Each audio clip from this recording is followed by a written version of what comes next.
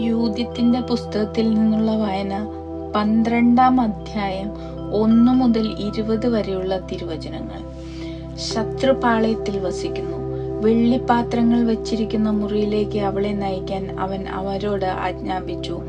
തന്റെ ഭക്ഷണ വിഭവങ്ങളിൽ ചിലത് കൊണ്ട് അവൾക്ക് വിരുന്നൊരുക്കാനും തന്റെ വീഞ്ഞു പകർന്നു കൊടുക്കാനും അവൻ കൽപ്പിച്ചു. അപ്പോൾ യൂദിത് പറഞ്ഞു, എനിക്കത് ഭക്ഷിച്ചുകൂടാ, അത് നിയമവിരുദ്ധമാണ്.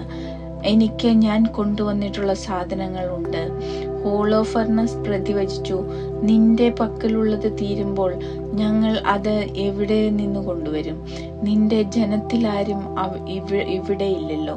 യൂദിത് പറഞ്ഞു, നാഥ, നിന്റെ ജീവനാണേ, കർത്താവ് എന്റെ കരത്താൽ നിർവഹിക്കാൻ ഉറച്ചത് ചെയ്യും വരെ നിന്റെ ദാസിയുടെ കൈവശമുള്ള സാധനങ്ങൾ തീരുകയില്ല. അനന്തരം ഹോളോഫർണസിന്റെ ഭൃത്യന്മാർ അവളെ കൂടാരത്തിനുള്ളിലേക്ക് കൊണ്ടുപോയി. അർദ്ധരാത്രി വരെ അവൾ ഉറങ്ങി. പ്രഭാതത്തിനു മുൻപ് അവൾ ഉണർന്നു.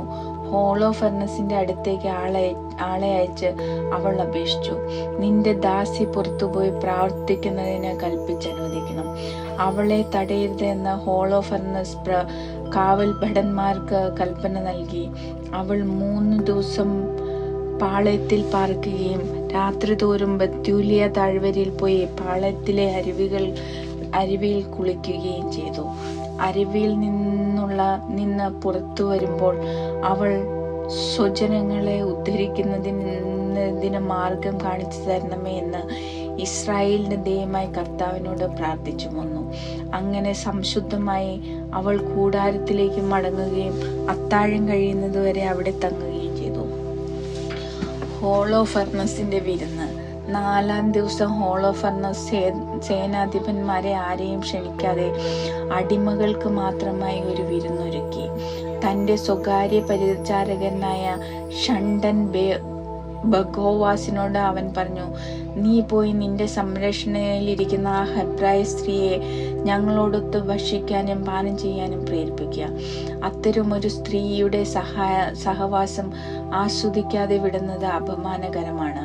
നാം അവളെ ആശ്ലേഷിക്കാതിരുന്നാൽ അവൾ തന്നെ നമ്മെ പരിഹസിക്കും. ബഗോവാസ് യൂദിത്തിനെ സമീപിച്ചു പറഞ്ഞു, സുന്ദരിയായ പരിചാരികെ, വരിക, ഹോളോഫർണസിന്റെ സാന്നിധ്യത്തിൽ ബഹുമാനിതയാവുക. വീഞ്ഞു കുടിച്ച അവൾ ഞങ്ങളോട് തുല്ലസിക്കുക.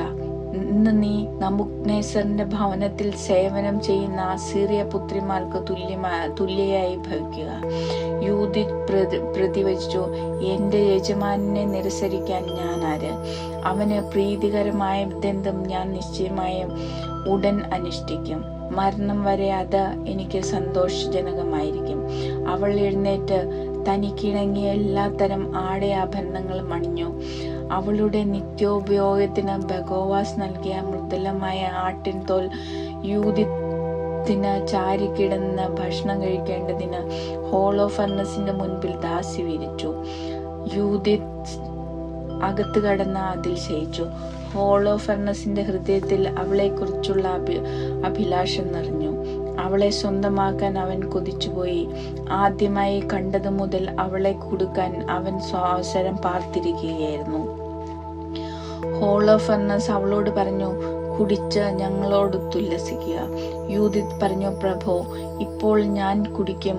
എന്തെന്നാൽ ജനനം മുതൽ ഇന്ന് വരെയുള്ള ഏത് ദിവസത്തെയേക്കാൾ ഇന്ന് എനിക്ക് എൻ്റെ ജീവൻ വിലപ്പെട്ടതാണ്.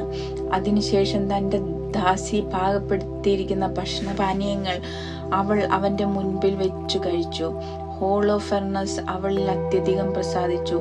ജീവിതത്തിൽ ഒരിക്കലും കുടിച്ചിട്ടില്ലാത്തത്ര വീഞ്ഞു കുടിക്കുകയും ചെയ്തു.